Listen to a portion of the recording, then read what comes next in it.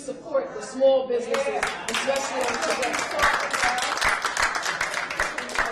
Okay, at this time, I would like to bring up Dr. Donald Moore, Physicians for a National Health Program, New York Metro.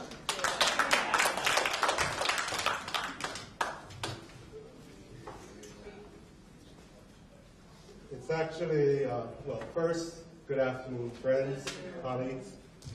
You know, it's a pleasure to follow my colleague, Don Dayson, Dr. Don Dayson. He has such a calming voice, especially with the hecklers in the front. Let me acknowledge some I heard pros and cons. Hopefully when I leave here, I will be with all the pros, but I can take it if I'm with the cons.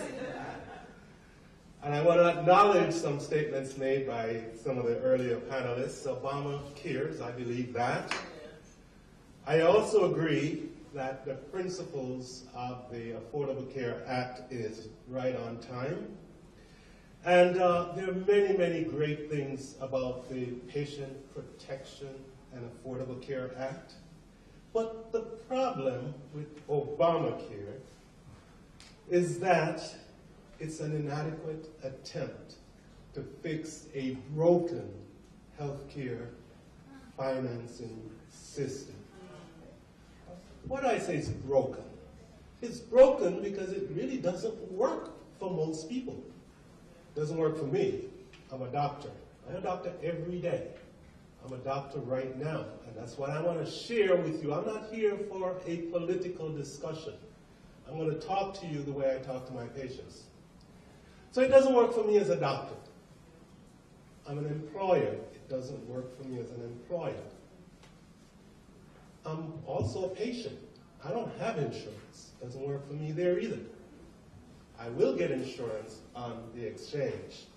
I'll talk to you more about that later on if you want to talk about that, why the doctor doesn't have insurance.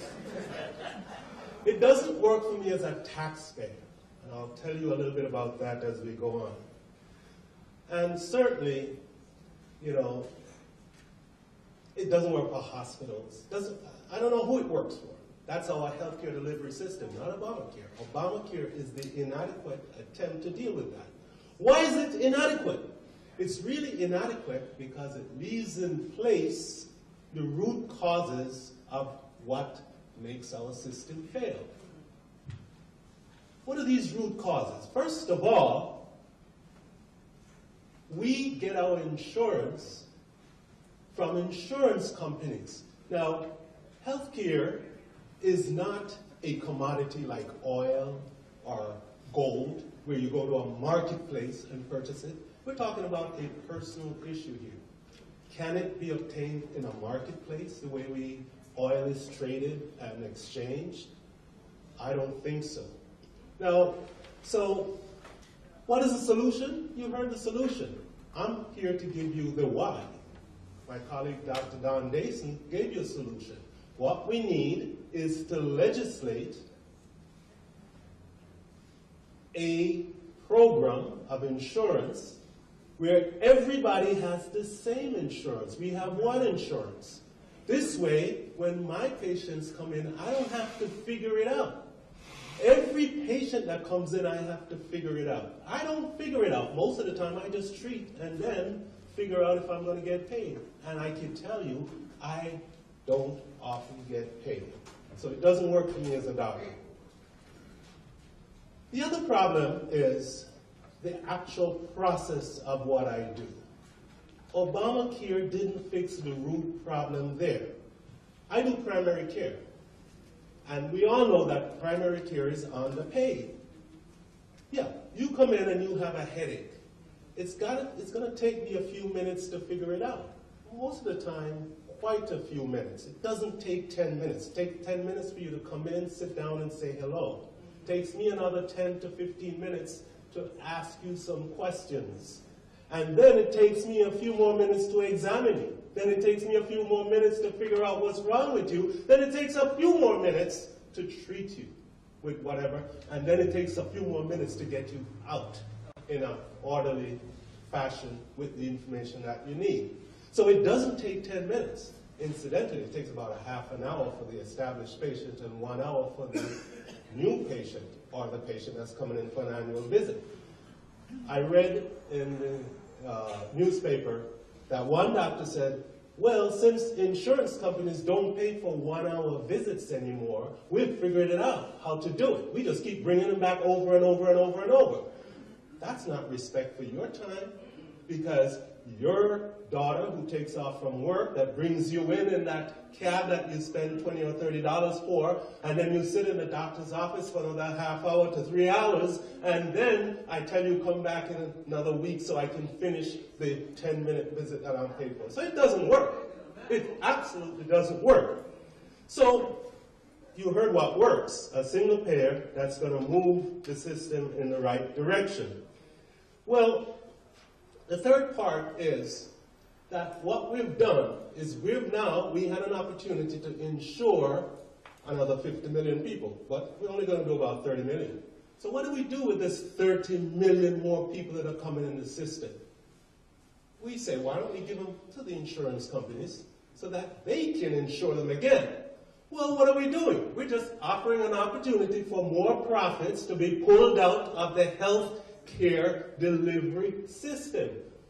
Well, he says 2%. I thought it was 4% that Medicare actually took for their administrative charge. My friend over here, he takes 12, 13, 14%, and some take 30%. Well, whichever way you look at the numbers, they don't compare to what other developed countries are doing. They're taking their 2% and their 5%, and they're insuring the entire population, and they're giving them health care that really works. It doesn't work here because we have the highest infant mortality of the developed countries. Wow.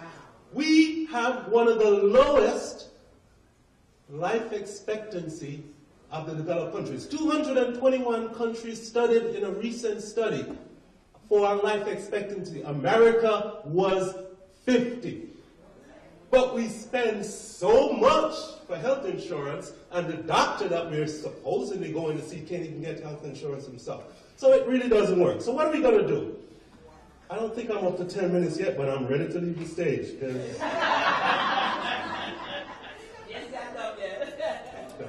Well, basically, what we have to do is to figure a different way of doing this. You know, what I'm going to suggest that we do is we return the practice of medicine to the medical profession. What we need for insurance ought to be determined by the need of the population. It should not be a commodity in the marketplace. And what we should ask for our legislators is to legislate something that's going to work for all of us, that's not going to cost us a whole lot of money. And I heard two comments that I want to differ with specifically. It was said that our insurance is going to cost us less. Well, you can figure it out. If you have a pie and you're going to make the pie feed more people, either each individual who's going to eat from that pie is going to have to take less, or you're going to have to make a bigger pie. If you're going to insure people with better coverage, it can't cost less. One of my nurse friends used to say, well, if it's cheap, it ain't good. And if it's good, it ain't cheap. So, you do the math. You figure out how you're going to insure more people for less money or the same amount of money. It won't happen.